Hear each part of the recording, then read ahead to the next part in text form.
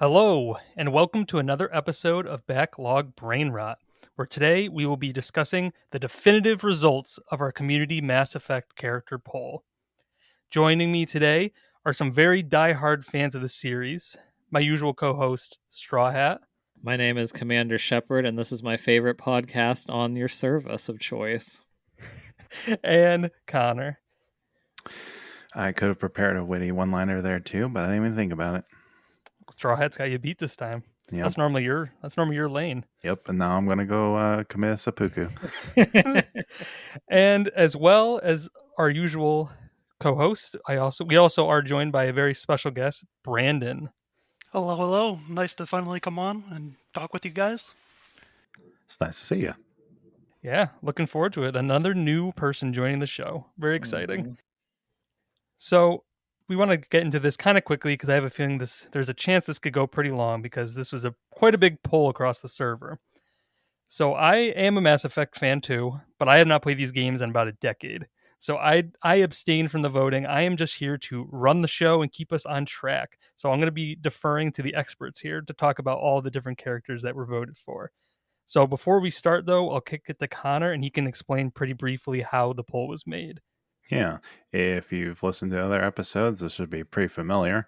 I will say I think this is the biggest turnout or the second biggest turnout in terms of answers so far, with about 14 of you guys won in.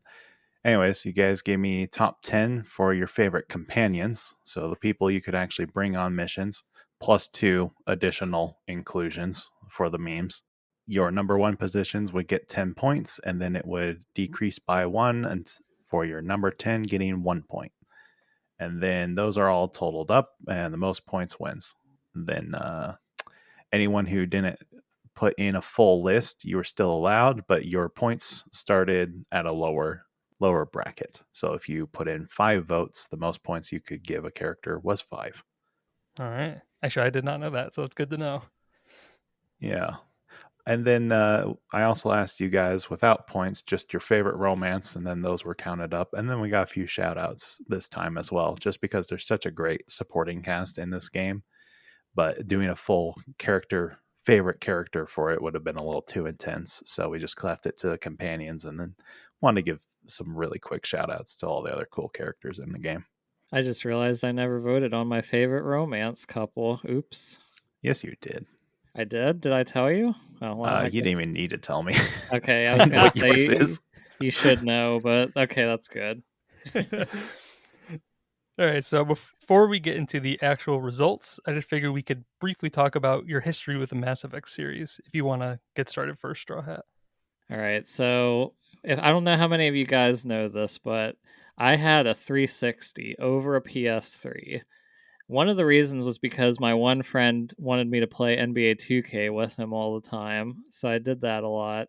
But the other reason was because Mass Effect 1 was only on 360 for a long time. It wasn't on PS3, so I'm like, well, I really want to get this series, and I was so into Mass Effect. I got 2. I must have got not around launch because I didn't get a 360 right away, but 3 I was ready for the launch. I was there day 1 because I went to GameStop and the employees like, hey, you're picking up Mass Effect 3, why don't you pick up Assassin's Creed 3 too? I'm like, no, why would I want to buy Assassin's Creed 3 just because I'm buying Mass Effect 3 just because they have 3 in the title? Come on.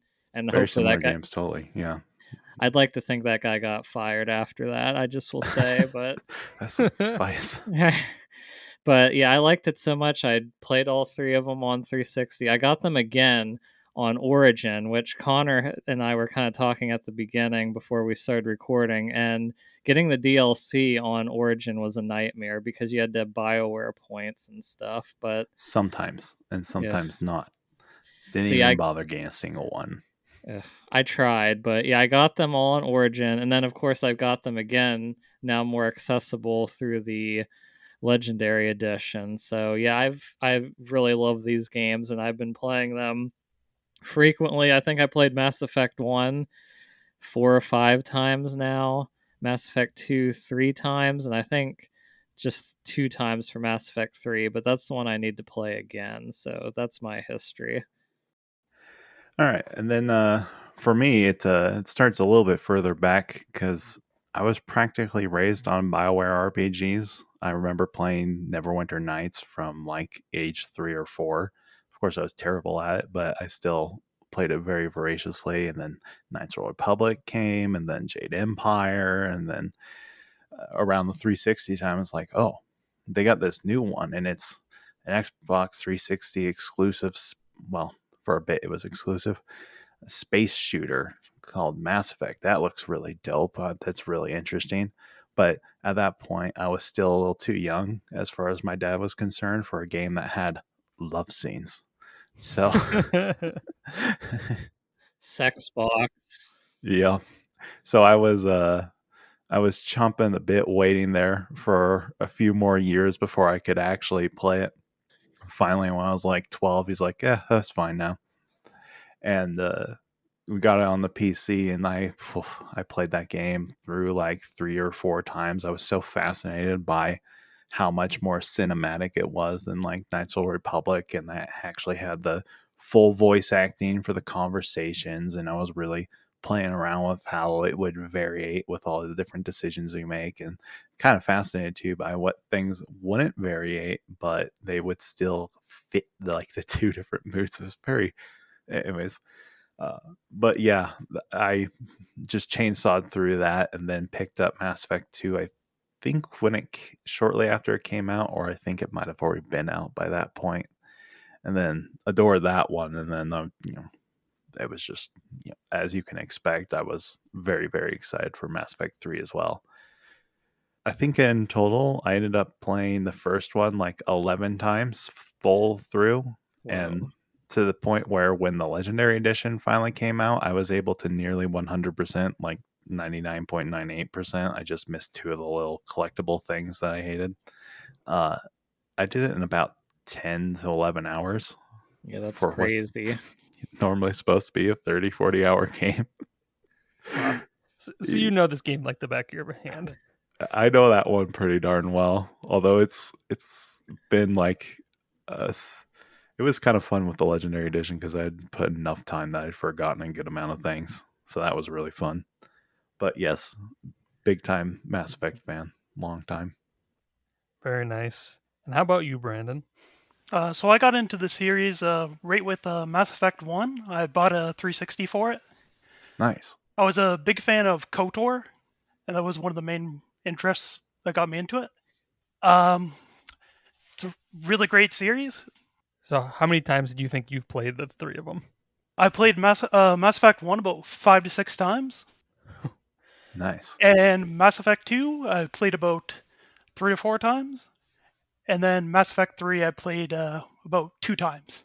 Yeah, the typical pyramid structure for the games. Yeah, pretty close to me then too.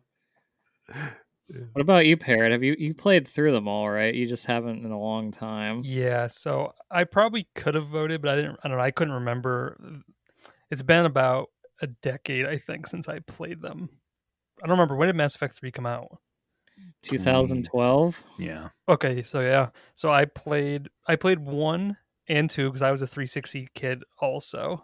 Unfortunately, pains me now, Hey, but I was a big 360 guy. That was a great console. Other It was than at the the time. 50% of you who have experienced Red Ring of Oh, Death. Okay, so that was me. I had the Red Ring 3 or 4 times, and that's what Oh, made me me too. swap to PS3. Yep. So then I swapped to PS3. So I had played 1 and 2 on 360, and then 3 was coming out to PS3, and that's when they ported over 1 finally, I believe. Yeah. So I bought all 3 of them for I don't think they PS3, ever and I ported played them 1. all. No, they did because I played Oh, on there that's also. right. That's right. It was at Yep. that very last, like the very end of the console Mhm. Yep. generation. Yeah, because that's when I got a PS3. So I was just playing a bunch of stuff that had released before. But yeah, so I played 1 and 2 on 360, and then I played 1, 2, and 3 on PS3. Nice. Nice. But yeah, I haven't played since 3 launched. Because I played them all 3 of them back to back to back, which, not really something I can imagine myself doing now. But at the time, I was like super into it. So Now, Brandon, were you a Paragon on your first playthrough or a Renegade or some mix of the two? Paragon. I'm usually always Paragon. I've tried to do the Renegade, but I just can't do it. Now the replays, I find that I don't know if anyone heard that big old thunder strike at my I house. did. It was your renegade action coming out. Yeah, I just hit a right trigger.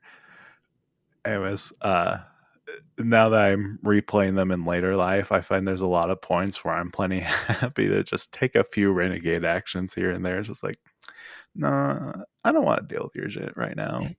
Even in Mass Effect 2, like even though I'd try to play as a full Paragon, I would always do the renegade action that would kill the mechanic that would start the mech in the one mission where you do Archangel, just so you wouldn't have to fight him. I'd do that every time. So Yeah. I mostly always try to start out as Paragon. Then on my second playthrough, I'll do Renegade. But I tried to kind of switch that up in recent games, so we'll see. Well, before we move on, I was curious quickly, what is everybody's favorite of the three? 3. 3 is my favorite. I love it so much.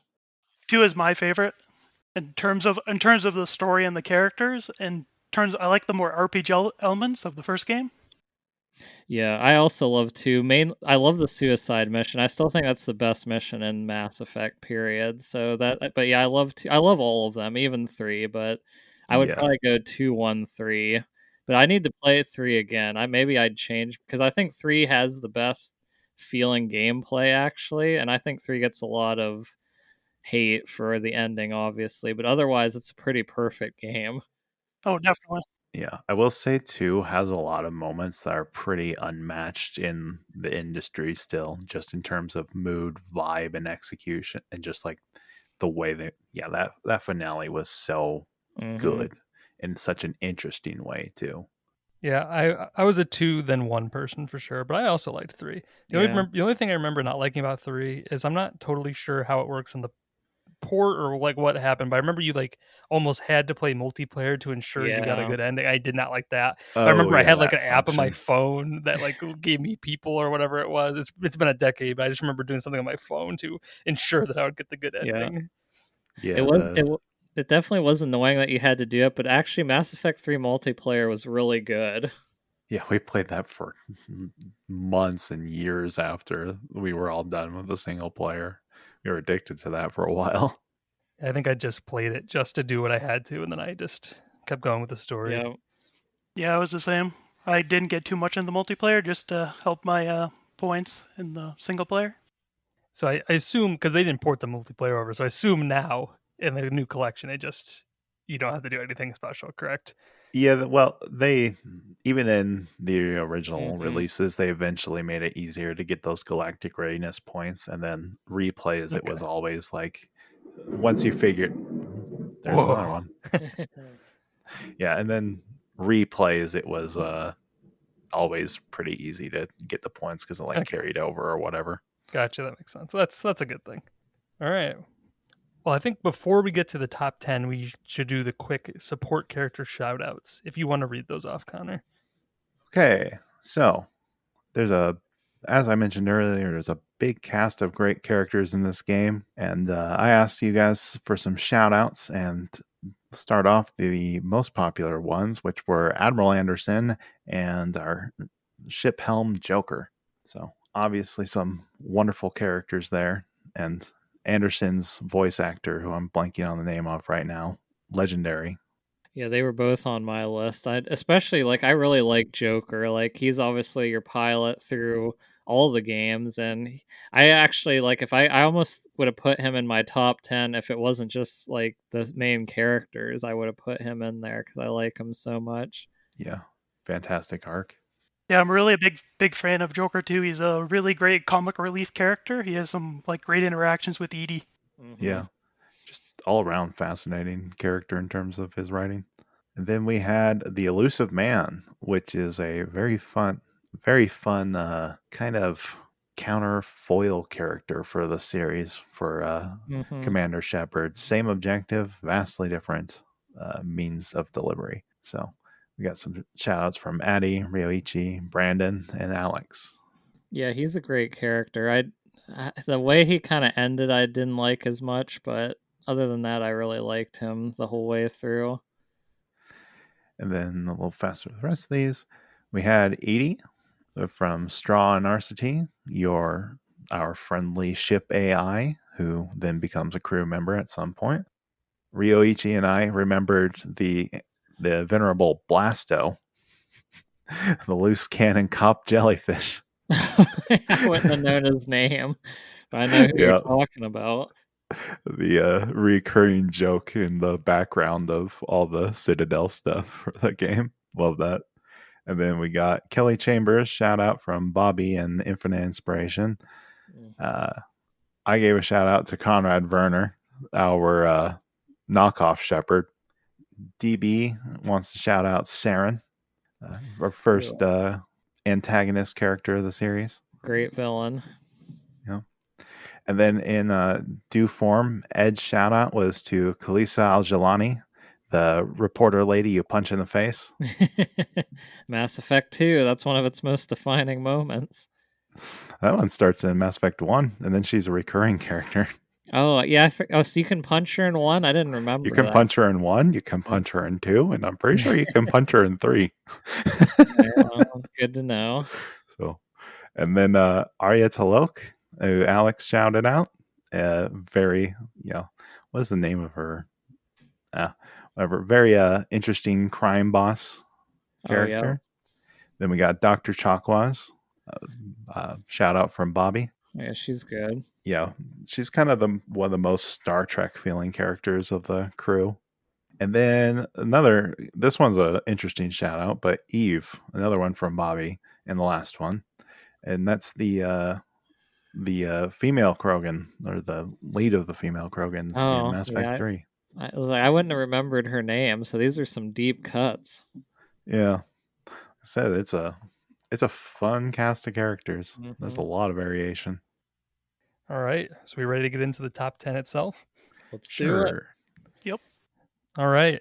So we'll start off with number 10, who had 22 points, and that is the thief Kasumi, who none of you listed, but she still made it to number 10. Who had her the highest? Do you have that?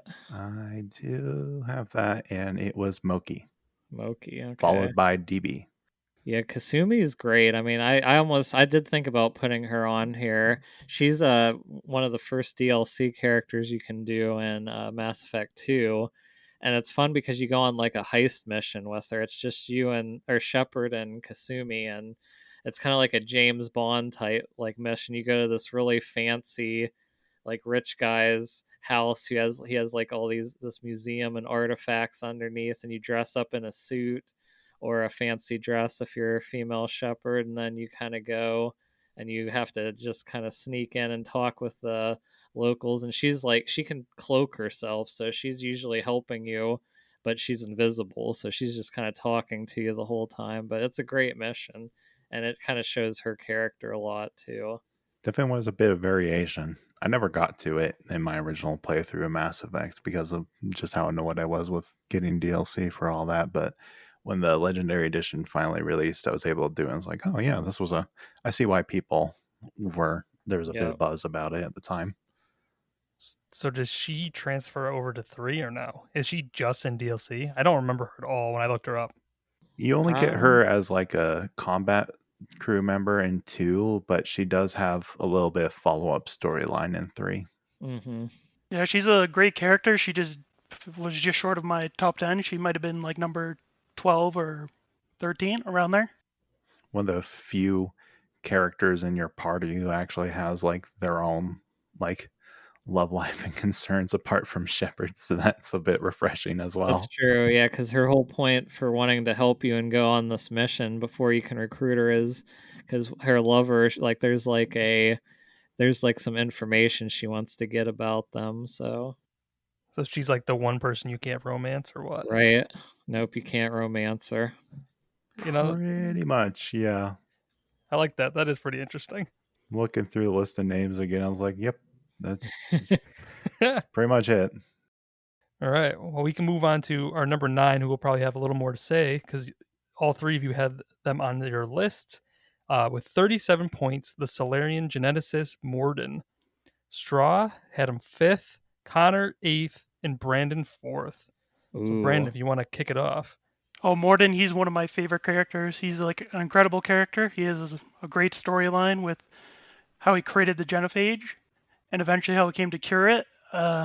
He has one of the best send-offs in a video game. That really hit me hard.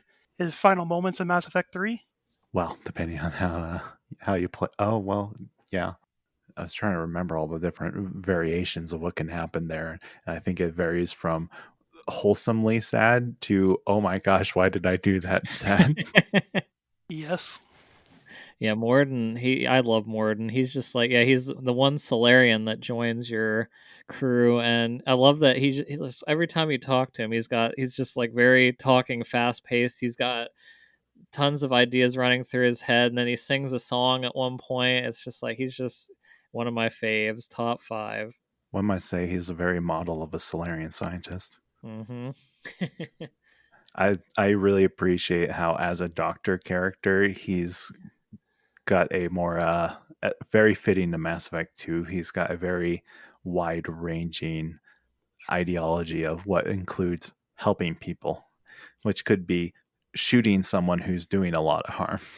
Yep, he can just be heartless. One funny fact about him too is if you play the suicide mission in Mass Effect 2, you want to bring Morden along on your squad because he is very likely to die if you don't. Like he always will get shot through the door at the end or something weird. Like he's got a very high death rate. I learned if you don't bring him with you. That's funny because I had almost the opposite experience where I never brought him and he was usually fine. He always was the one messing up, and I looked it up, and they did say that he dies a lot, so that's what you should do. So it must be he just was a more hardy survivor in your version of Mass Effect. Or he did die a lot. I just don't remember.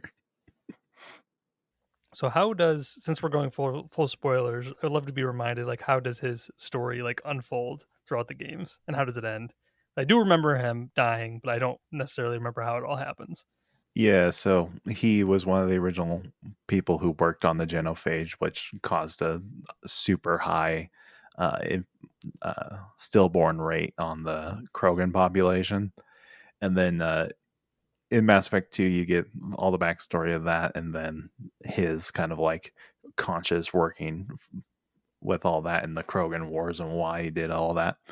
But by the time Mass Effect 3 starts and they really need as many people as they can get versus the Reapers, he's like full on working on a cure for it. And Right. there's that whole like Mm-hmm. part where the thing they're going to use to spread it is under attack, but he ends up going up in the elevator to the top of the tower to get the thing through. And you can either let him go and he dies a hero carrying a genophage that he originally wrought, or you can shoot him in the back on his way up the elevator, and it's just like, ugh.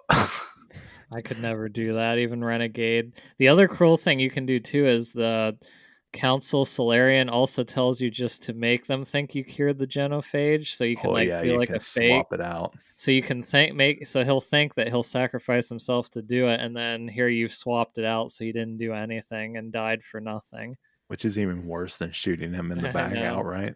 Wow. I'm going to assume that Brandon chose the first situation you talked about, the heroic Yes. ending. Yes. That's yeah, I did go over that one. Yeah. It's one of the situations where it's like it doesn't matter what my playthrough is doing, I'm pretty much gonna go the Paragon. Yeah. I just can't. I don't know. I can't really bring myself to do too many evil things. I don't go full Paragon in any game like this, but I don't know, something like that. I definitely couldn't do any of that.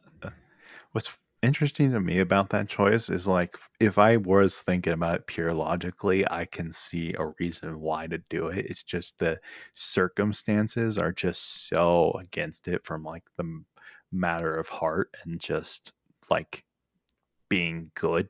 Because I wouldn't necessarily call it an evil decision at that point to keep the genophage, but around, but just the way it happens and all the Yeah. circumstances just makes it way too or way hard of a decision to actually follow through with.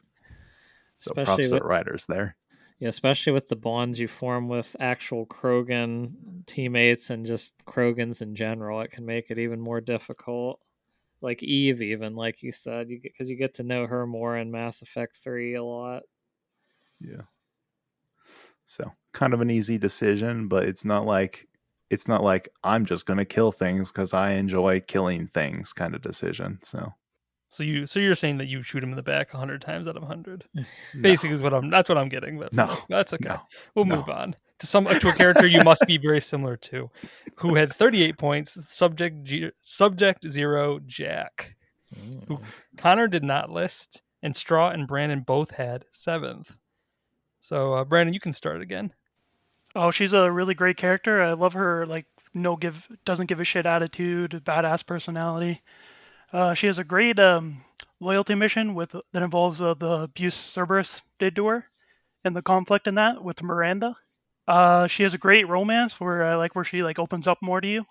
Yeah, she's really good. I actually in 2 I didn't like her as much. It was Mass Effect 3 that I really came around on Jack, especially Yeah. like when she like gets to be like she kind of takes control, like she works at the school with these students and she really takes like a leadership role with all the students and really bonds with them. So that's really where you can see her open up as well.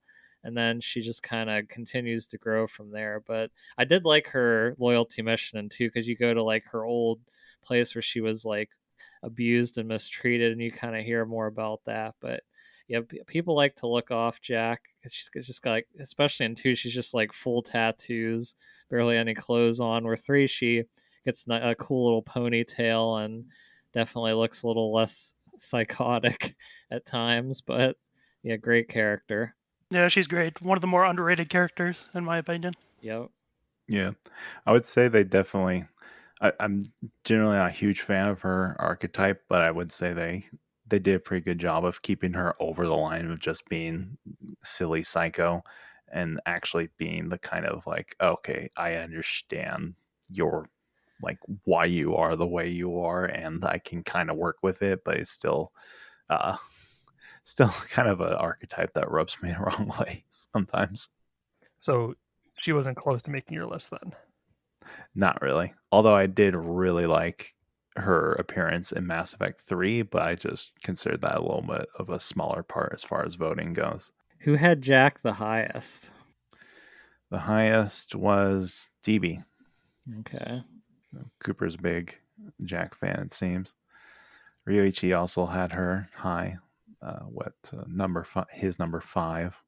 Nice. So there are some Jack fans at least. Yeah, I think I would have had her pretty high because I do remember her quite vividly still. So she was pretty memorable to me. Oh yeah, Personally. she's definitely a memorable character. That's for sure. Yeah, exactly. She's my type of character, I guess. It says right in her Wikipedia, notorious criminal. Perfect. That's what I want. Yeah, that's how we know Parrot, notorious for his for beating people up, getting in fights, breaking into stuff, you know me. stealing. Mm-hmm.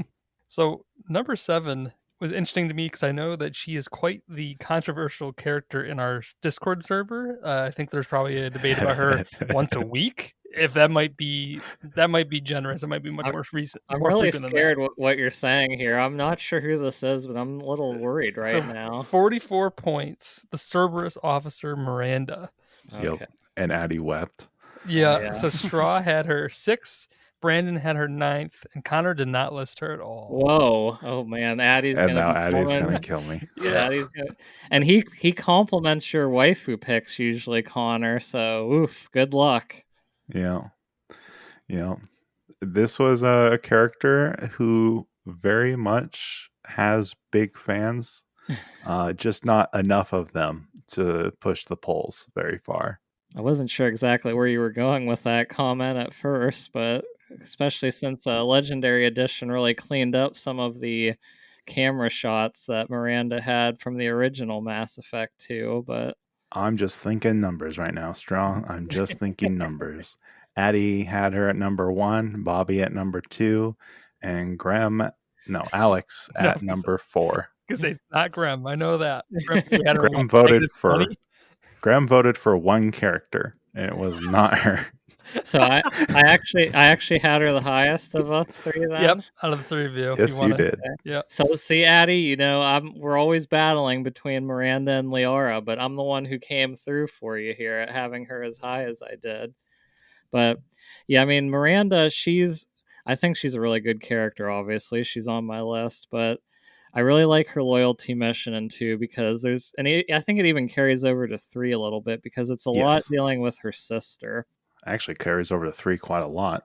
Yeah, that's right, because that's what she's kind of focused on. But, Miranda was created or modified to be like the perfect female woman, and her father obviously was not the best to her, and that's why she's concerned about her sister, who she actually had a real relationship with, and you kind of help her try to get her away from her father and his influences. But I think before that, she's a pretty shallow character, as far as she doesn't really want to open up to you. She's just like Miss Perfect and doing whatever the elusive man says. But then in 3, I feel like, kind of like Jack, she becomes a way better character than even in 2 she was. I found the more or less my opinion kind of the same with her in Mass Effect 2, where it's once her actual, like, her specific side quests start, that's when a lot of the depth of her character becomes interesting. How much her relationships with everything else, and then her sister isn't just a piece, or isn't just like a MacGuffin in that story either. She's also got her own concerns and things going on there. So that was fun. Yeah, it's pretty much the same for me. I think she's a really great character. I really liked her loyalty mission with her father. Like, you find out the abuse of her father and the expectations he had on her, and then she protecting her sister was a really great storyline. I remember. See, she's another one I remember pretty well. Also, I remember like her loyalty missions, like you're talking about. So I didn't know that she was so hated until I joined the Discord and learned a whole lot about it. Is she hated or just like Yeah, I didn't think she was really second that. fiddle That's why Well, to Liara? when you were, well, yeah. well, let's say that I know that Gremlin does not like her. I Wow. do know that. Okay.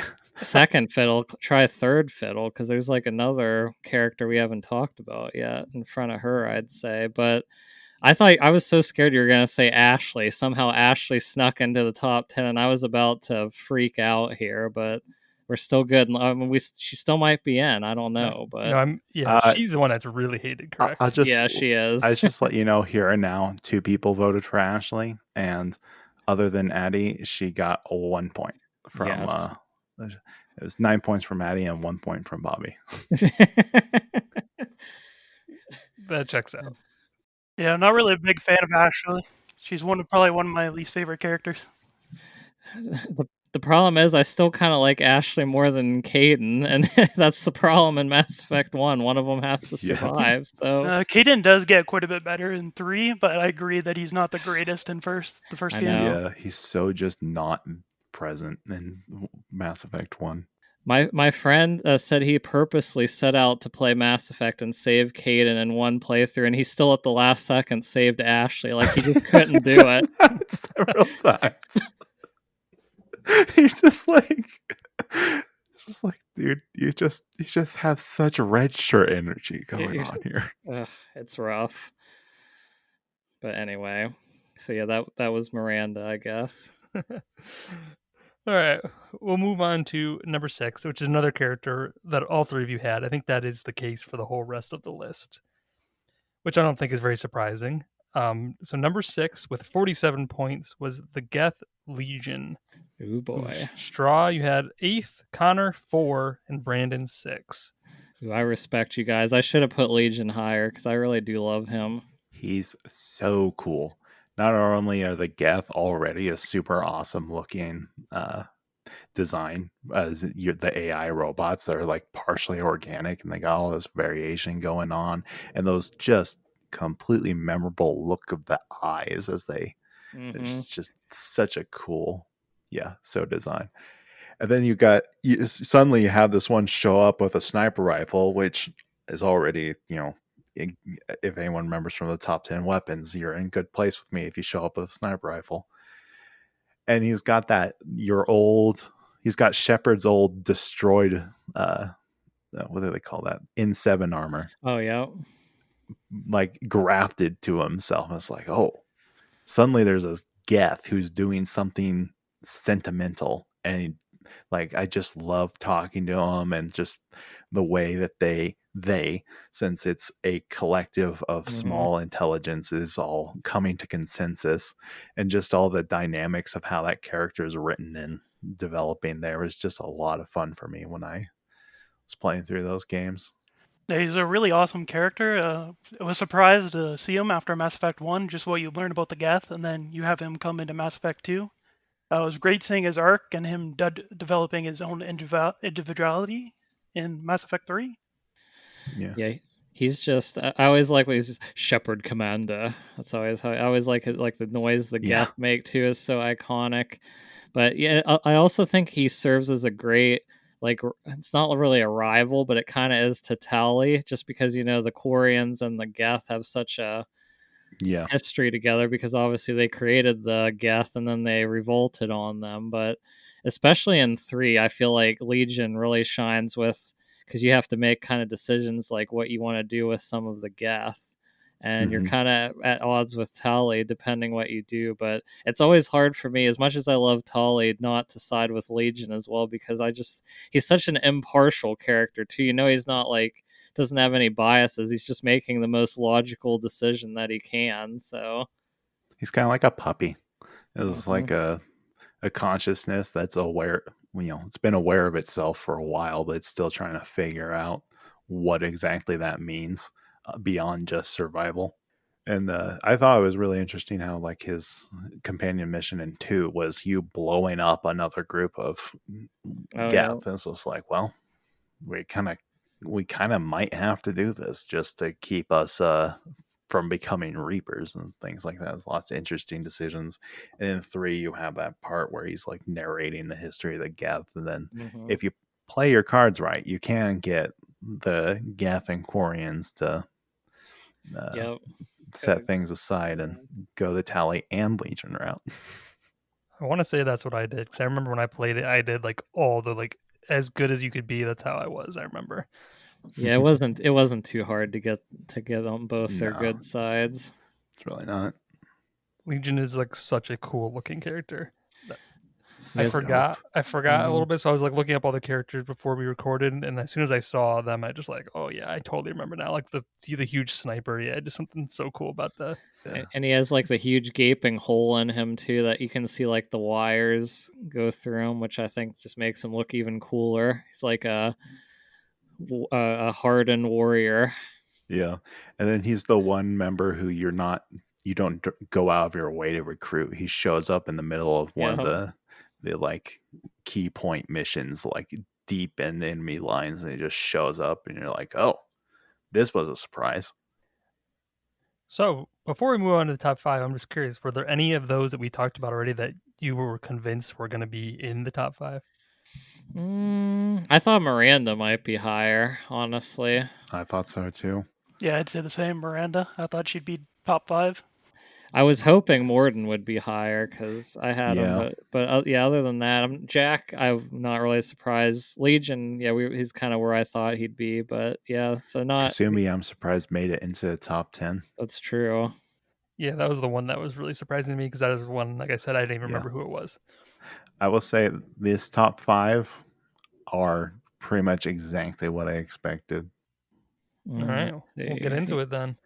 So number 5 with 63 points was the Drell assassin Thane, who Straw had 9, Brandon had 8, but Connor had 5. Okay. Yeah, I figured Thane would be high because people really love Thane, especially and it's because, which I'll let Connor go, but it's like, especially his loyalty mission is insanely good. Yeah, I mean, I'm a sucker for my edgy boys, and we got the edgy, kind of penitent dude. That's a archetype I really enjoyed, and one, he's a lizard man, which is just fun. I love lizards, especially like it's like the one best thing about being in Arizona is I go outside, look out, and there's a lizard. They're just Mhm. so funny, and yeah, cool, sleek design, a really interesting backstory with him having that disease and just wanting to get his final, you know, his last few things on the mortal coil out of the way before he goes, and then his whole relationship with his son and trying to patch that over, things like that. And then, yeah, the way he goes out in Mass Effect 3 was just awesome. Like, really, like, oh, Yeah, he has a really great introduction too when he comes down and assassinates those Mm-hmm. people. One of the oh most yeah. memorable moments. Yeah. And all Mass the Effect. lighting on that, it was Yep. so Blade Runner. Yeah, it was very cinematic. I remember that, and he's just because he seems, especially at first, like he's very cold and calculated, and then as he opens up and you find like Connor said, he has the disease and he's dying. And then I always just love like the loyalty mission where you get to play good cop, bad cop, and the whoever I Yeah. can't remember who you're interrogating, but I was like, it's always fun to go back and forth with that. Yeah, I also really love his just design and his voice. I find is really interesting. I was just gonna say that too. His voice is Yeah. really good. It goes great with his character. There's a lot of really good sound work on the voices in that game. Yeah, I don't know. I can't even think of really anybody's voice in the games who I don't really like. Now that I think about it, Yeah, they're all really good. You know, in every single race, they did such a good job of making them very Mhm. distinct, but like, believable voices that fit the biology of each character so well. Yeah, he also looks really cool. I'm also a sucker for a lizard man. Lizards, man, they're so cool. Especially ones that are cool assassins. Yeah. So I'm just curious now, like just thinking about this, but so when you all replay these games, do you mix up like sometimes you play the male shepherd, sometimes you play the female shepherd? Like have you seen Yep. a lot of the different options within Mhm. both? Yeah. Me, I mostly play the male shepherd. I've tried playing the female, but it's just like to me, like the male shepherd is just the shepherd. Like I'm just so used to him. Like I've played through like so many times as him. I really like both. They're both kind of iconic to me. Although there's a funny thing that happens is whenever I play male shepherd, I end up being more of a goody two shoes because it just seems right. And then when I'm playing fem Yep. shep and I got Jennifer Hale, it's just like, yeah, I ain't gonna take anyone's crap. And I end up being like a half renegade character every time. That's the true chaotic choice, is being right in the middle. You don't want to be good or bad, you're just right in the middle. You just got to make sure you get enough points though to make decisions at times though. Yeah, I found good ways to exploit those systems, so I was always good as far as that goes. Of course you did. You're always finding some way to trick it. Just played very efficiently. All right, well, we can move on then to our number 4. Now, this is a character I would have had probably even higher. He's like the most memorable character to me. 72 points, the Krogan mercenary Rex. Oh yeah. Shepherd. Shepherd. So Connor had him 6, and Straw and Brandon both had him 3rd. So Brandon, you can kick it off this time. He's just a fantastic character. I like his personality. I like how, like, unlike a lot of the other characters, he's not afraid to give Shepard like crap and voice his opinions. Mm-hmm. Yes. Yeah. To the extreme point in the first game. Oh, Yep. definitely. Yeah, he's just, I mean, he's such an important character too. Like you just meet him causing trouble in CSEC right away. Like I just love when he goes like, can't you headbutt each other or something, or he just goes and headbutts people sometimes. I feel There's a like lot of headbutting with Krogan. Yeah. You can just assume that any Krogan you meet could get headbutted by Shepard at some point, and they probably will headbutt someone in return. Yeah. And I mean, especially in 3 when he becomes the leader. I mean, you have the big decision in 1 where you kind of have to talk him down, or you have to kill him. Yeah. Or Or talk Ashley him will down. kill Or him. Ashley will, Darn yeah. Ashley is the one thing. It's like, why do you keep doing this? Well, she's all too happy to do it, but yeah, the relationship with Shepard is just, even though we make fun of him in 1 because they just have the Rex, Shepard, It's so iconic. Shepard. He's like the poster boy of the first game. Yeah. And I mean, I also really like Grunt, who I had him like at number 10 on my list. Obviously, he didn't make the list, but Rex is just obviously the best Krogan character. And you have he really it's funny too. Like I don't know if it's in the Citadel DLC in 3 or just near the end of the game. Like you actually kind of have a heart to heart with him at some point too. And it's just like, yeah, we've been through a lot together, and he's not quite the best bro. There's one other person I'd put above him for that, but he's pretty close to me. Yeah, I wouldn't call him he's like not Yeah, he's quite a not really a bro bro, character, but but he's like the coolest coworker yeah. in a way. It's like, this is my business associate that I've just, you've known for a long time, and we're not exactly aligned on a lot of things or always working together, but they've just been through so much together. It's just fun. Yeah, selfishly, I wish he was more of a like a playable character in 2 and 3, but it makes sense story-wise why Yeah. he became like the leader and everything.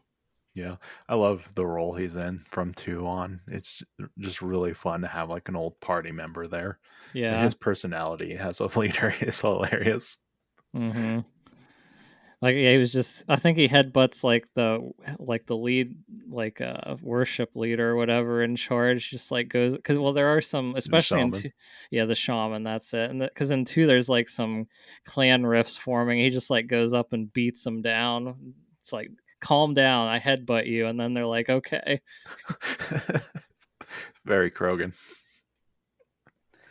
I just think that he is like the character to me that really makes me think about the way how Mass Effect actually treats decisions across games, because he's just such a Yes. well-loved character, but you could just not have him in 2 Yep. or 3, which I just think is so interesting. Because I remember when I first played this game on 360, I did shoot him, or right, is that what happened? You could shoot him, Yeah, you or could. like Yep. I don't You can remember if I shoot like him, or chose to Ashley shoot him, can or shoot him. I know like Yeah. my stats weren't good enough and I couldn't talk him down or whatever. But I just remember him dying, and then I played Mass Effect 2 without him ever appearing. So then when I played it on PS3, I just thought it was so cool that now, being older and I actually knew how the game worked, I was able to keep him around, and then he was able to come back in the other games. So I just think it's cool that, yeah, such a beloved character could just not even be in your game. Yep. Yep. That's such an underrated thing for the series in general. Like, just how many different moving parts. Like, you can decide, like, there can be, well, just like even we talked about the suicide mission, but you can let every single person die.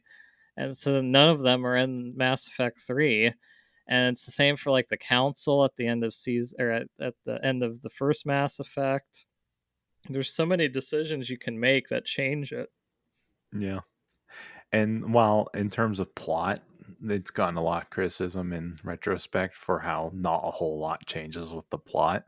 I think Mm-hmm. it's people underestimate how much of a difference the character in those roles makes it change.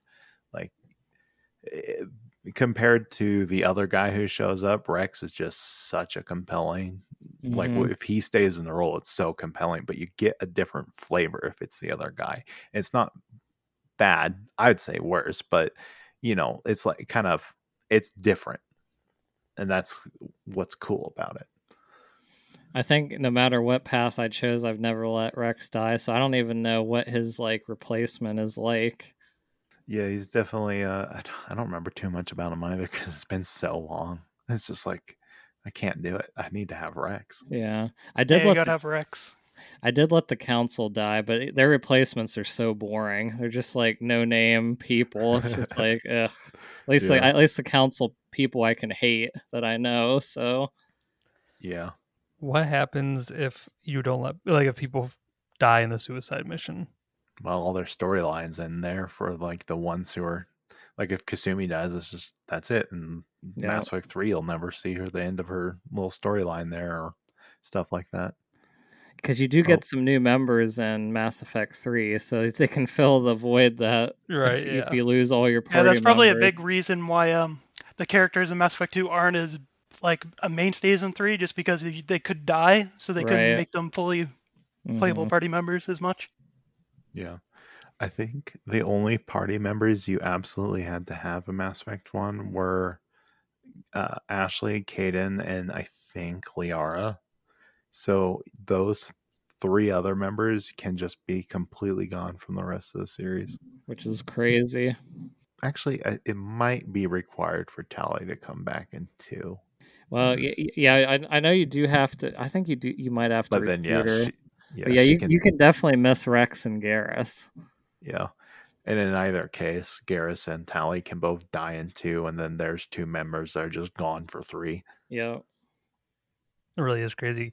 Like you said, like I remember at the time I wasn't immensely disappointed in the Mass Effect 3 ending because I guess to me, like you were saying, like the difference in your like personal characters is a huge difference. It's all about the journey, man.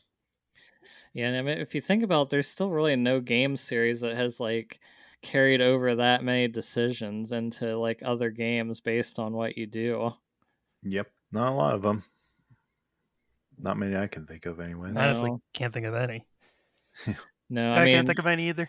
yeah, I mean, Trails does it to a loose extent, but not even close to the same ramifications as Mass Effect does. I mean, the overall plot of the Trails games don't really change. Some character relationships and certain stuff does, but not like Mass Effect where you could like where you lose party members or change complete story bits with it. Yeah. So now we can move on to the top 3. Well, I'm sure you guys can guess who they are, but our number 3 with 75 points is the Asari researcher Liara. Ooh, that's a little. Yep. Go ahead. Had to Straw do it had her too. 2nd, Brandon had her 5th, and Connor betrayed you and had her 7th. Connor, what? I was ready to get after Brandon here, but 7th. 7th. Liara Oh, man. was a character that I never really thought much of until my most recent playthrough when I finally was like, all right, I want to take the Liara romance path just to see how it goes. And then I was finally like, oh, okay. I see why people like this character. Hmm. Still not my favorite, but she's definitely interesting. I feel like Liara is just like the perfect dream girl for like nerds and weebs out there. Like she's super nice. She's kind of dorky and awkward. She kind of like, especially in the first game, like she really doesn't. She's really young, even though she's like 100 and a sorry. But obviously, she's dealing with her mother, being or working with Saren. But yeah, I think obviously she's my second favorite character, and I think she's one of the best female characters in gaming for me. She's one of my faves, but just her growth throughout the series. Especially in the bad thing in 2, she's not really a mainstay unless you play the DLC, which And she is gets a whole DLC I dedicated know, to her, which and it was a pretty is high effort one. yeah, So, it was one of my. It's probably like my favorite DLC in any game. But it's the Shadow Broker, so you get to see her journey through there, and then 3, you just have.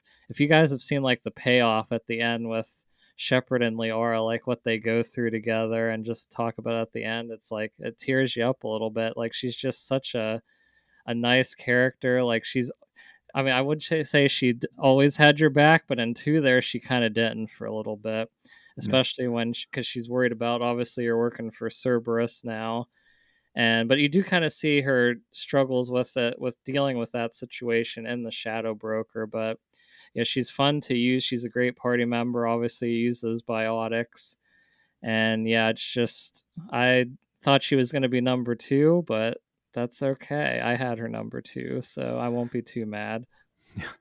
I liked your examples for the nerd dream girl, and then you messed out the best part, which is becoming the secretly becoming the replacement for an international, Oh a yeah. galactic wide shadow or information broker and quasi assassin type character. Yeah, It's that's like true. that's when she becomes interesting to me.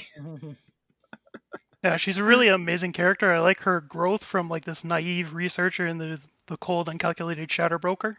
Hmm.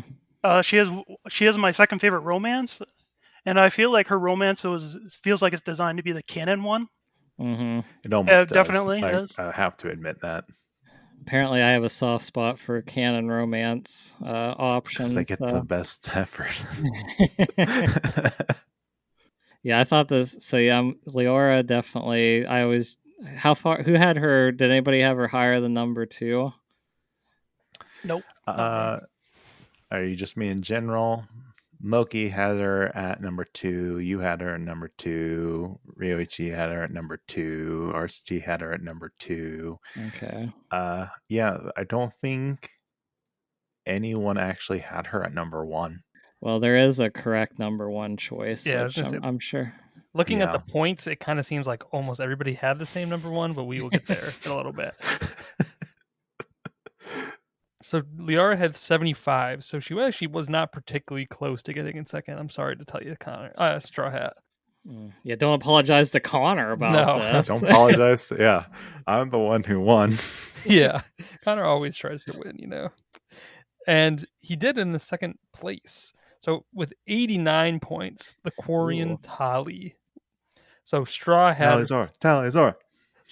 fourth, Brandon second, but Connor had her first. Oh. Yeah. She's my favorite. That suit is so cool looking. And then she's got the whole engineer thing going on, which is really fun. And then just she's one of the few companions who's there from like beginning to end. And that kind of alone makes her one of the special characters in the game. It's just like, oh, I always have Tally in the party. This is great. But yeah, I like her personality. That kind of it's kind of hard to put it. It's like, she's pleasant, she's nice, but she's also like she's got some objective she wants to solve, and she's going to go do it, and then she will work with people to get it done, but she's also not as goody two shoes about exactly how that's going to happen. But at the same time, she's not, she's ultimately like a good person with everything. So I just really enjoy her as a character. And then in 3, there's a lot of really fun dialogue if she is your romance option. Yeah, she's a really phenomenal character. I find her very cute and endearing. I like her growth. Like, she starts on her pilgrimage and then she becomes an admiral in Mass Effect 3. And then she has a really great ending. And at the end of Mass Effect 3, she has I have come home. I have a home and come back to me. That is nice. Yeah, she does have that payoff with going back to what's their main planet's called? What's it called again? I You guys can't remember. I don't remember either. But anyway, yeah, I like Brandon said. I like that in the one she starts out pilgrimage. I really like her loyalty mission in 2, where she kind of has to it's almost like a murder case they have to solve. Like, she's kind of blamed for something happening, and then you kind of have to defend her, and then she kind of gets the Voss Normandy name, which feels really good. Yes. That was a fun one. You can either get her reconciled with her ship and she can stay part of the fleet, or this is my favorite option, she becomes part of your ship. Yeah. One of my favorite things with her too, which you guys might not agree with, since it's probably your favorite romance with Shepard, but we might talk about it later. But I really like her relationship with Garrus too. Yes, they have. Oh, definitely. Those are my two mainstays, like my party, Garrus and Tali. Yep. We'll get into that one in a bit, but yeah, I think Brandon used like the best adjective for her for me is I just think she's so cute. Not just as a girl, but just like generally as a character. It's just kind of funny how she's so kind of really involved in everything, but at the same time she's kind of like doesn't necessarily have to be there, but she's willing to be there, sort of thing. Yeah, especially in 2, she has kind of that awkwardness where she starts developing feelings for Shepard. So you get kind of that cute, like, dorkiness she's always like getting mad at herself, like, why did I say that? Kamashka! Or whatever she always says. Yeah, I can't argue with Tali. She's great too. I figured she'd be really high. I am surprised that she was higher than Liara, but I figured those would be like in the top 3. Yep. She is one of the characters that actually got top 1 votes from me and RCT. And then Sam, Infinite, Bobby, Brandon, Ryoichi. Just generally speaking, a lot of people had her. Almost everyone voted for her, and almost everyone voted for her high. Now, did she have anybody that didn't vote for her? Addie. And oh my goodness, Addie, please. Oh, geez. I wouldn't really count Grem here because Grem only voted for Liara. He gave Liara 1 point. I respect it, Grem. He tried for you. If he had known that he needed 10 names to get her 10 points, maybe things would have changed. Could have just done Quarian, just did the race as Geth A, reporter B. So I was thinking this when we talked about the last category. I was curious, like when you all voted, did you take into account the gameplay of the character at all, or was it just purely the story part? It's kind of like the inverse for me, where if I like the character, I brought them no matter what. Because the Mass Effect games are not ones where I ever needed the team members. As far as I was concerned, I either Mhm. played shoot, what's it called? Vanguard. Yeah, I either played Vanguard and I just pinballed into everyone and didn't have to think about it, or I played the Infiltrator and I just Oh yeah. headshot everyone with the Widow and everything died. Yeah, it pretty much was all pure story character based for me. Like I didn't even really think about their gameplay. I usually would just take them along if I liked the character, pretty much. Yeah. Yeah, same with me. It was just off the story and who my favorite character was. I didn't go too much off the gameplay. Yeah, probably one of the more unfortunate things about the trilogy was how kind of not necessary the teammates were. Yeah. I do feel like in one they were probably the most important because you had a lot more like RPG or options you could do. But yeah, by 2 and 3, I'm just like, get out of my way, teammates. I'm blowing through this. Yeah, they're just kind of they're there to provide moral support, some friendship. They don't actually need, you could just destroy every single enemy in your way. Yeah. They're there for the quips. Yep. I also, not surprising, I also would have put Tally very high because she's definitely. I feel like she is one of the most iconic designs for sure. Like the mask, like just the covered face is just such a cool design. Yeah, the Quarians in general are just such an interesting design in the visually, and then in their actual story is fascinating. It's basically like a little what's that show? I haven't seen it all the way, but Battleship Galactica. It's like a little Battleship Galactica happening in the background of the whole story. Yeah. Yeah, Well, I'm guessing based on Addy not having Tali on his list at all, he had the highest deviancy score. Just based on that is my guess, but we'll save We'll that for see. later. yeah. I also just want to say, like we were talking, it's pretty impressive just looking through all these characters that like the different design for all the different species are just so vastly different. None of them look similar at all. I don't know, just the design in Mass Effect is, I don't know, it's up there with any sci-fi ever. Oh I feel yeah, like. it's They're not just all humans with different skin. Yes. It's like, yes, thank you. part of my frustration with Star Wars in general. I'm always like, Mass Effect's better than you. I'm sorry, the world's better, the characters are better. Why isn't Mass Effect more popular, and why did BioWare have to die?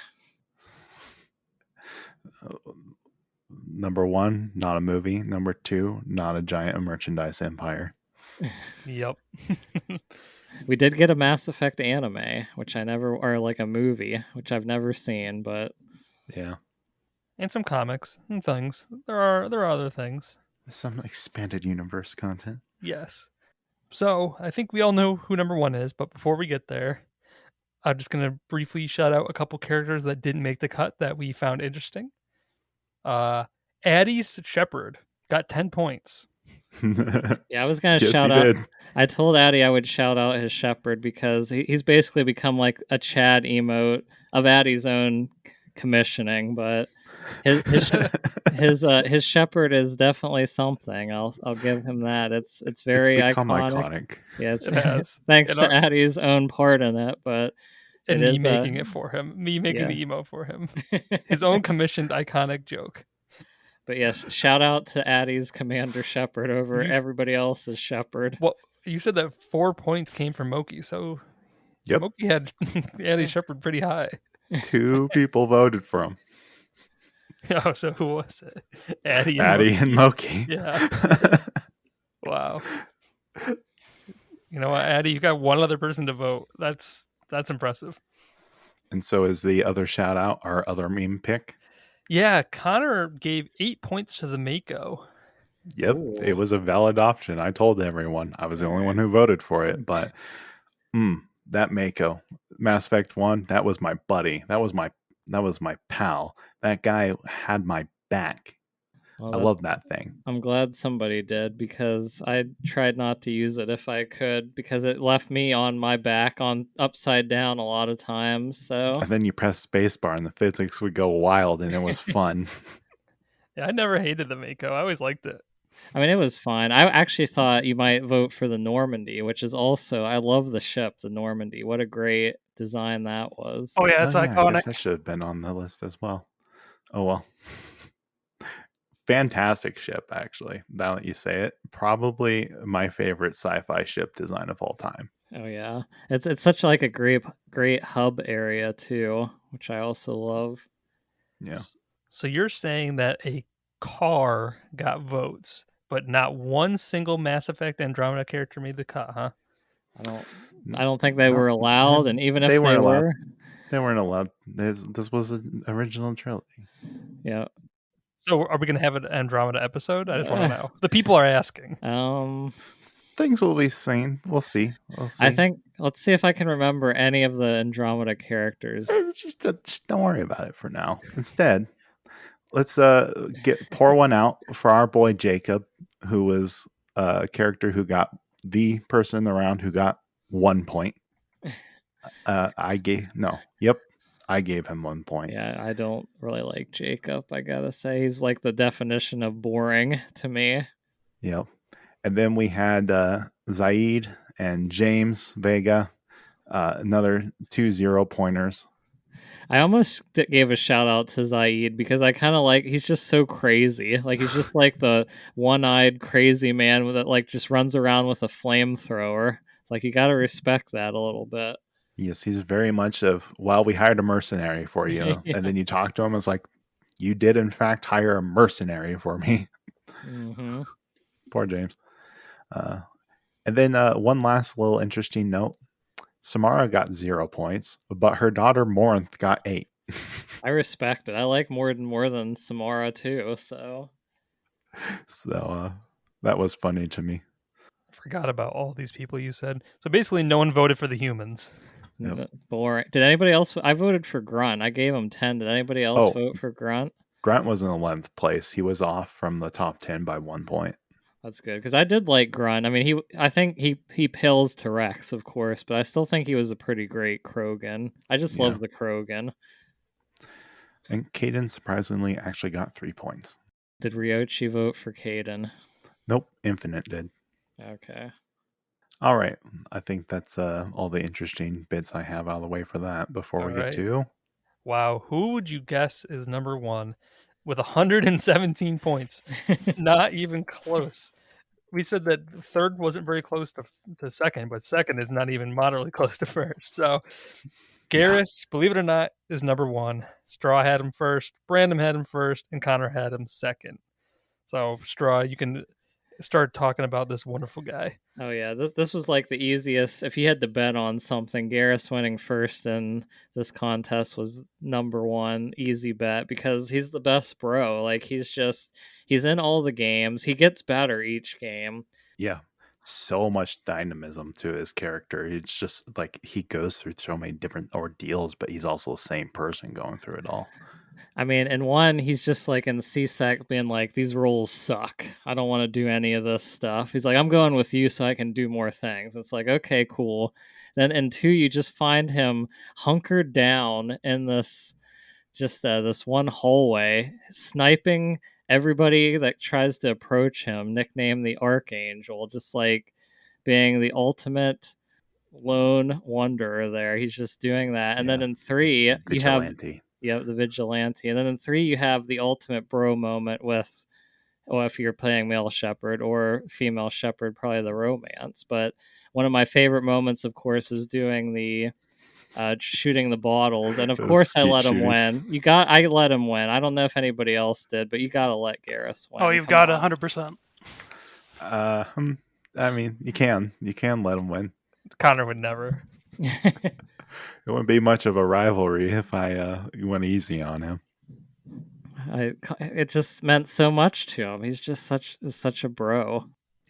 He's such a fun character. Just again, it's that same kind of effect of like, okay, I have Garrus and I have Tally the whole time, and their interactions with everything going on is just eh, they're with you instead of like kind of doing instead of Mhm. always being caught up in some other thing that's going on in the universe. That's like their primary objective is to kind of be there with you, but they still do have their own things going on. Wait a minute though. Garrus has some calibrations to take care of. He's not That's always true. just concerned about the universe. He's got to get that gun calibrated. That's true. Always got to be calibrating.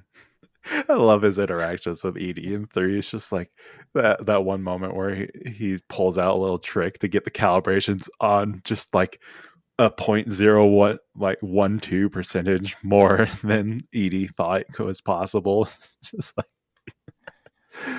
uh, I liked Garrus so much that I modded him into my XCOM 2 playthrough, so he was part of my team there as well. He crossed video game dimensions for me. He's also another just. I think he is like the Mass Effect character. Oh yeah, true. yeah. Did anybody not have Garrus on I their was list? gonna ask Because that I too. think they probably should be banned. Honestly, if they don't. Other than Gremlin, Oh yeah, he He's an did. infiltrator, so I definitely had to have him with a sniper rifle.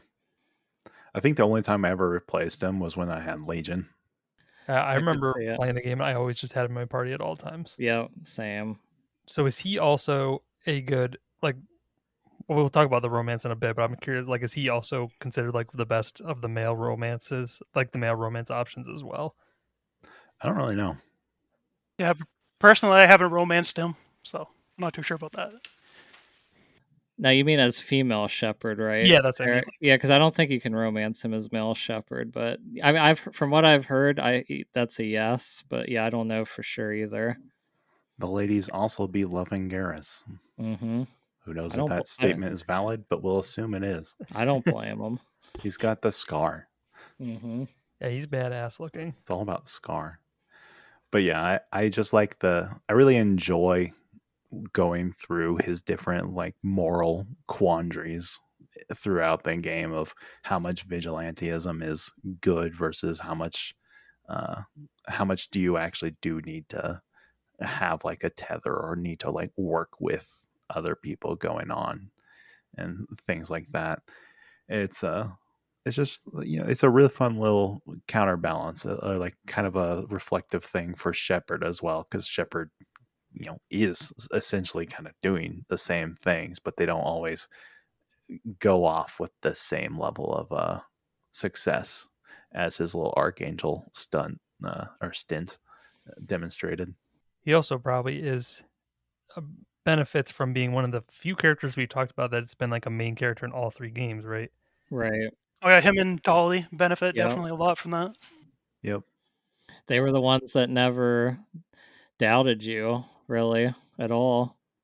It's a nice little like anchor, like that little anchoring effect when they have so many other characters in the game where you're trying to figure out exactly where their allegiances are and uh, like trying to make them believe you about certain things and whatnot. It's just like almost by virtue of them being the odd ones out who are actually like with you from beginning to end. It's really makes you care for them more. Yep. And then they still have lots of their fun quips too, so it's not like that's their only thing going on. Man, what a great series. I'm ready to play it again I now. know. And I'm talking about this. I'm like, oh, maybe I should replay all these. But then I remember it's like what, probably 100 hours total to do all of it. Well, yeah, I mean, it's not Well, if you actually. play Mass Effect 1 like me, Oh, then you can well, cut it down to 50 to 60. Well, the whole trilogy. I could do that. that's true. Yeah, so I played Mass Effect 2 and 1 recently on the Legendary Edition, and currently I have 43.3 hours. So I still need to play the third one yet, but so yeah, it'll be probably around between 70-ish hours, I'd say. Nice. So 50 for me. Yeah. Yeah, Yep. Mass Effect 3 is definitely the one I've played the least. I played it twice, like with the extended cut once, and then I haven't played it again. Yeah, that's the one I need to play. I'm gonna play it again at some point. It's on the backlog, but it's I think I'll like it even more than the first time I played it, honestly, when I play it again. Yeah, I don't really remember it very well compared to the first two, so that's why I want to play them all whenever I have time, whenever that backlog is trimmed. So never, but one day. Yeah. So I want to know before we go to the deviancy scores. This will tie right into this. Who was there? Anybody that didn't rank Garrus in their top 10? Yeah, I was about to actually go over these. Yeah, I'm ready The for only it. person who didn't even have him in the top 5, like the lowest score was 6 for him, or Okay. was 5th place in their list. All right, so 6 points. The only person who didn't even have him was Gremlin, because Right. as stated, Gremlin was only there for Liara. Yeah, respect. That's fair. So it's like, well, yeah, okay. So yeah, other than that, Garrus was in everyone's top 5. That speaks volumes about his character. Like, Yeah, he's it just so does. beloved. I don't know if Yeah. you have any other franchise like that I can think of, RPG especially, that's going to happen. Well, I don't know. I'm sure there is, but I bet Yeah. we'll find out at when we do Crossbow. I bet you there'll be some characters who'll be in everybody's top 5, but that's for another day. That's kind of interesting because it's like you'd almost think that there would be a group of people that don't like him because he's in it so much. They'd be get sick of him, like, oh, he's always around, so they gravitate towards other people. So yeah, I guess it shows just how good he is. Mm-hmm. Yeah. It's kind of like I was saying with, kind of goes with what I was saying about Garrison Tally, is like they're there all the time, but they're not like, they hit that right balance of not being so attention grabbing, but Yep. always being present. And it's, yeah, I think that's what makes a lot of people really enjoy them as characters. I'm ready to hear about some deviancy. Okay, so deviancy this time around, we don't actually have a very big spread, which is kind of a surprise, but there's also not quite as much different things being voted for, so I guess that makes sense. So, starting from I'll just go over the highlights, and then the full bar will be in the chart when that releases. The least deviants, well, starting with right here, Brandon. Nice. Oh, And nice. then Ryoichi and Arcity, who all had a deviancy of 15. And that's our bottom value.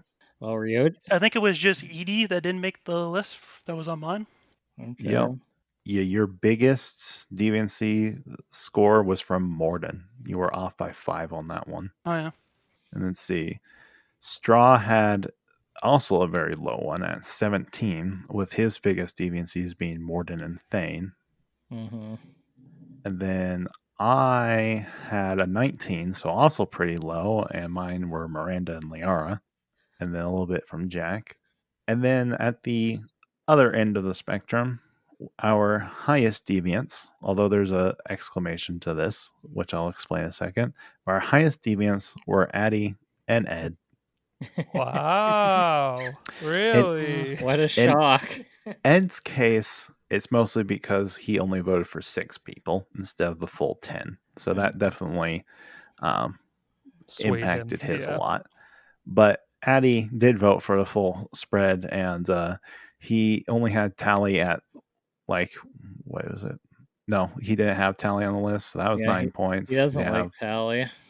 Didn't have Liara on the list, so that was 8 points. And even he had his own Shepherd on the list, so that But doesn't you help.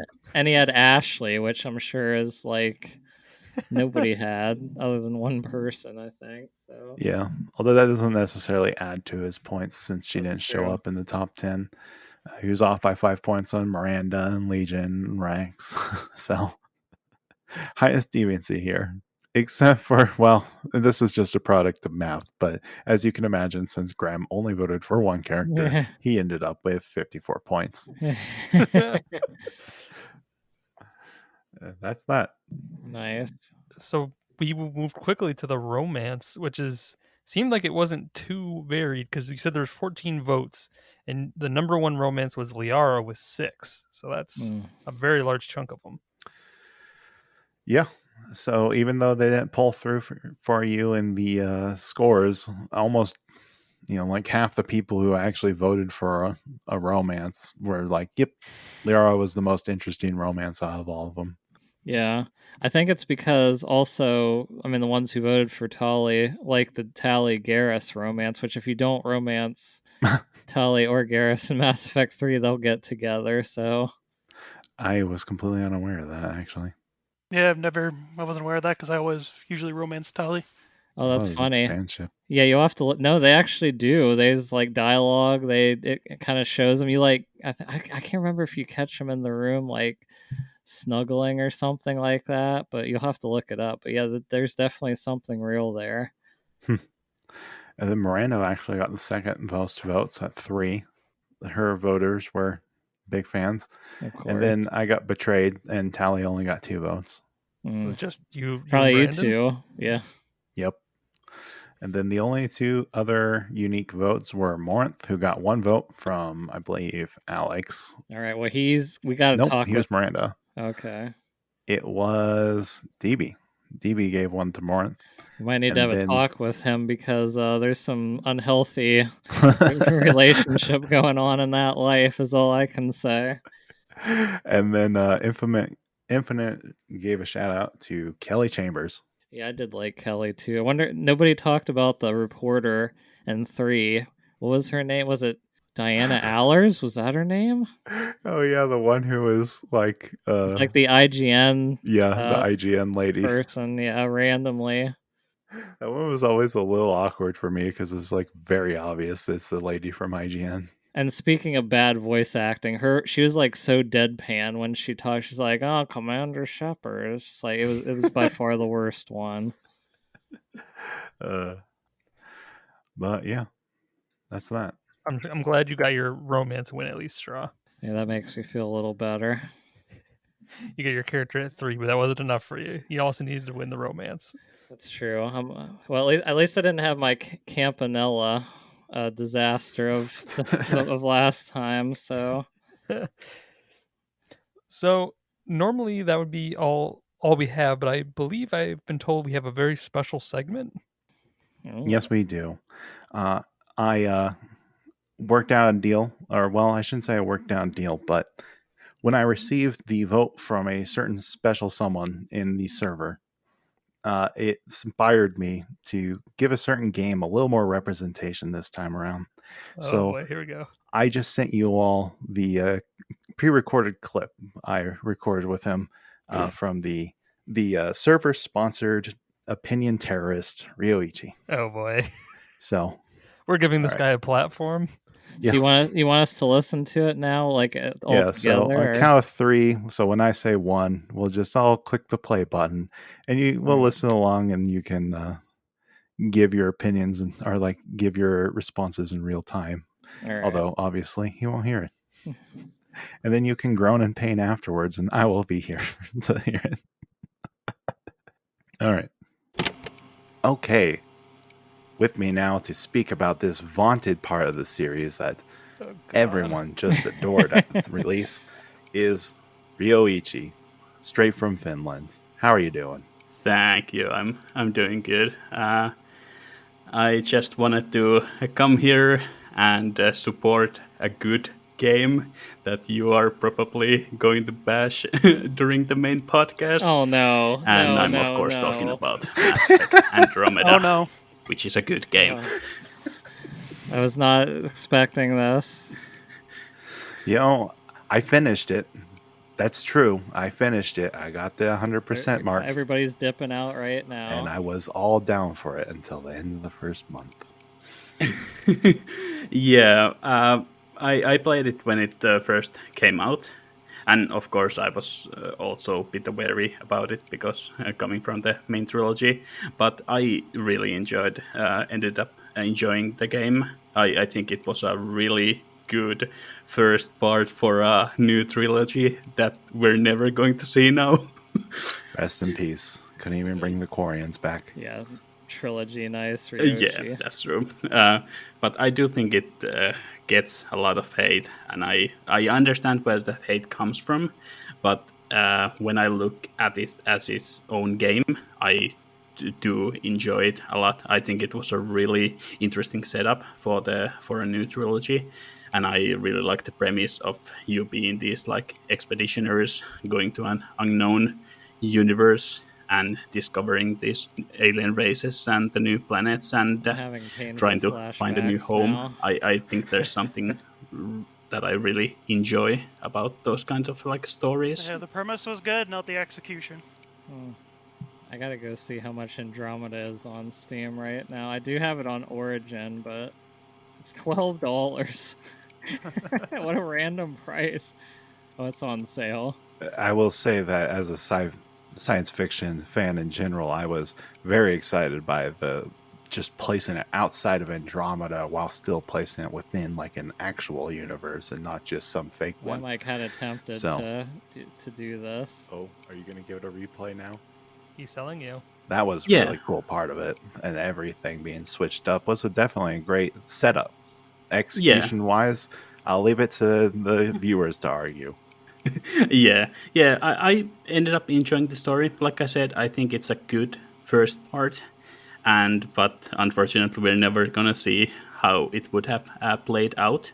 And like I like to compare it to Mass Effect 1 because well, Mass Effect 1 is also a good game, but I think they're pretty equal in my mind when it comes to like the overall how much I like the game. Mainly because the actual gameplay and the combat is really, really fun in Andromeda, which makes me like it. The combat is really good. Despite I will its say that. flaws I do in the agree story, with them, maybe. but And everything of course, else, I really enjoyed the new characters. I really enjoyed the All new right, now he ship lost Tempest me. and its crew. I think it was close to how I felt when I played like Mass Effect 1 and discovering these new characters. Man, editing this together is going to be quite a journey. Yeah, this will be weird. Very nice. And on that note, let's get to the meat of what you're here for today. All right. Top 5 crew members of Mass Effect Andromeda. Everyone's hotly anticipated. You got the definitive list here because you're the only one with a list here. And that makes you the authority. Thank you. Yes, I want to give shout outs to my favorite crew members here, starting with PB and Cora number are the only 5. two I remember. Yeah, we'll start from the bottom. Yeah, let's start from there. So it's Vetra Nix, our Turian crewmate.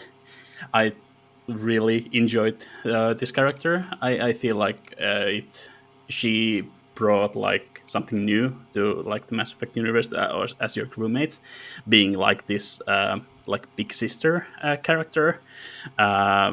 Concerning her like personal story was all about her wanting to support his sister, her sister, and I think she brought that energy to the crew as well, being like a good sister for the crew and being a really good crewmate for us. Yes. And any weeb will appreciate some good big sister energy. Yeah, absolutely.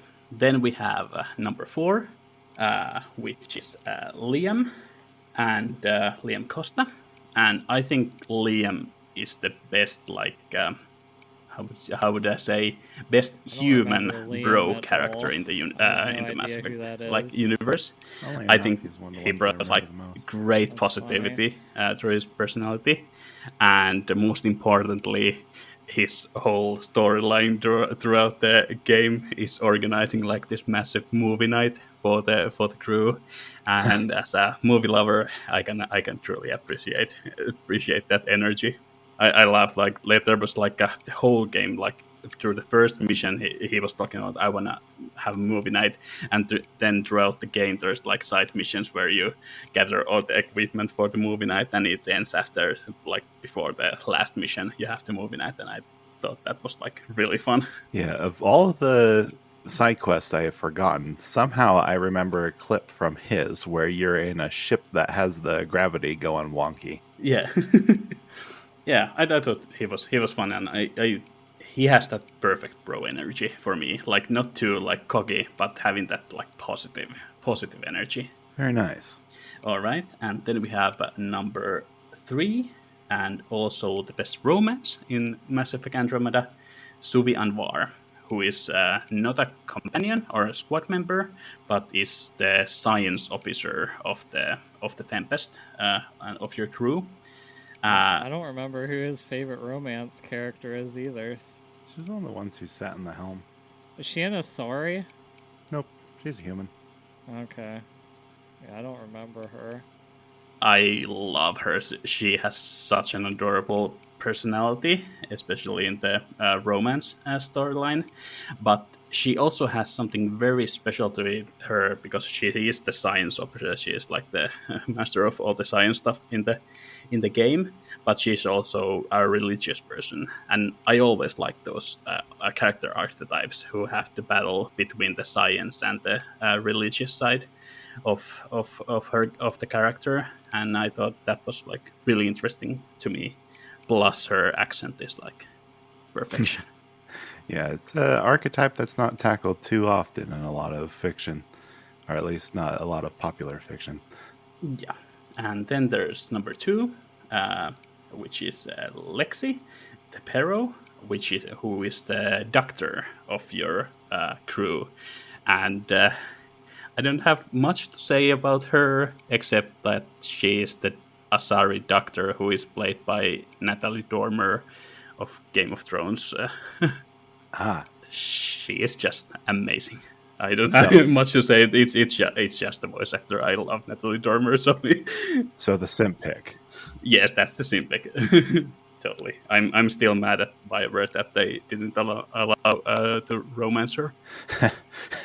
Yeah, I guess since there's a lot of people on the internet, it would bring the game's like user score up a point if that was possible. Yeah, but she isn't the best character in the game, and not even the best Asari in the game, because number one I have PB, aka Okay. let me get the name right, Helesaria Bisail, who is also who is like your squad Ryuchi member. might be the biggest She is like Andromeda an fan in the world. Asari adventurer. Might be.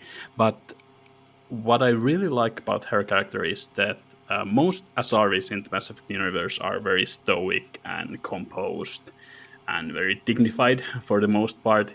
She is just a rebel. Like, she has such a rebel energy and is so much fun to be around.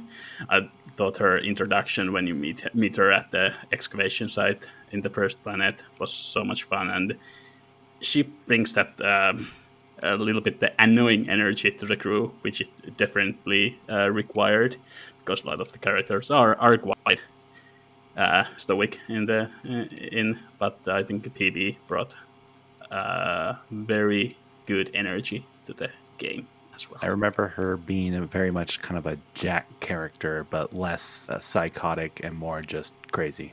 Yeah, she has that crazy energy, and like Jack, she also doesn't have like a full romance, but you can like have some fun with her at some point if you choose to, just like Jack in Mass Effect 2. All right. Well, you heard it here, folks. That's the definitive list. I'm going to go cry in a corner that Nakmor Drak, the first grandpa teammate of the series, was not included. But hey, he's the authority. I am not. All right. Any last words before we go? No, I just think that people should give Andromeda a second chance and play through it as its own game and not try to compare it to the original trilogy. Thank you, and have a great rest of your podcast.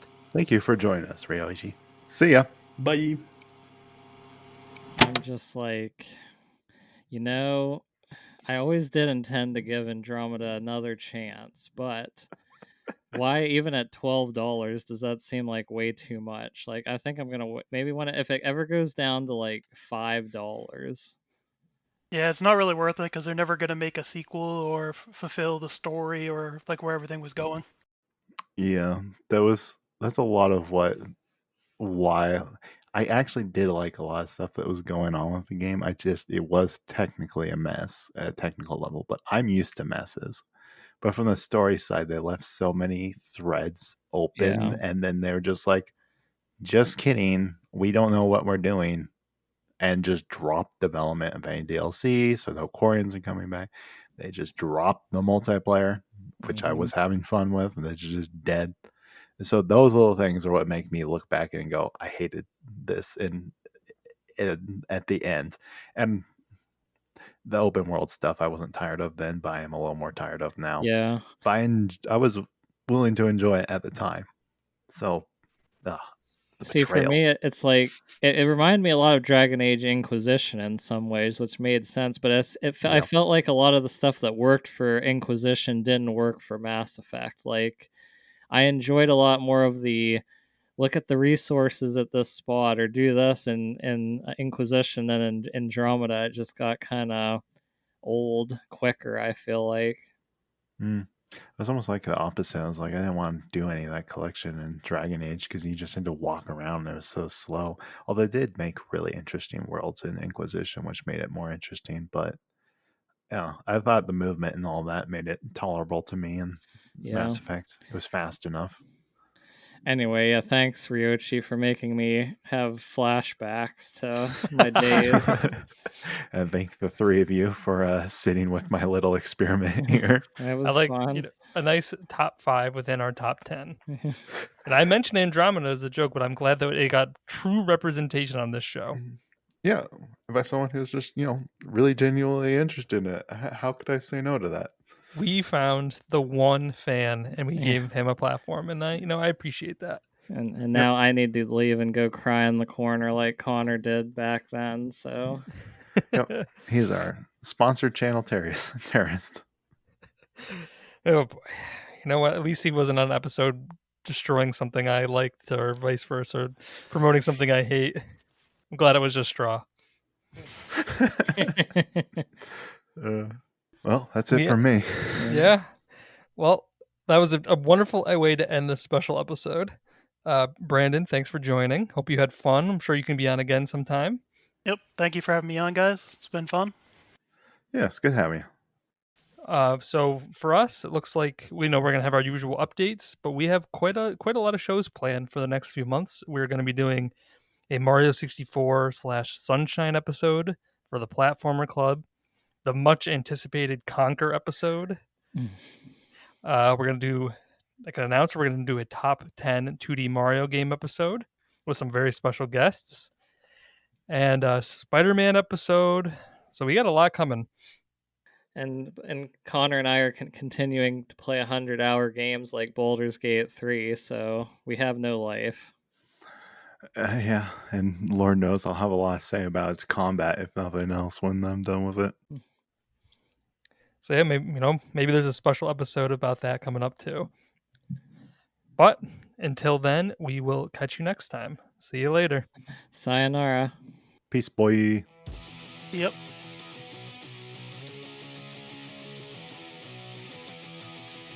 Wait. I forgot something very important while we were recording, and it needs to be said now before we're done here. There was a very special shout out that I did not mention. That is to a great hero, a great man who sacrificed everything. That meant perhaps everything to many of the BioWare forum goers in the year 2012. And that is the esteemed Marauder Shields, which Addy was the only one who bravely remembered his memory. And it's a shame to all of us else that we did not. So here's to you, Marauder Shields.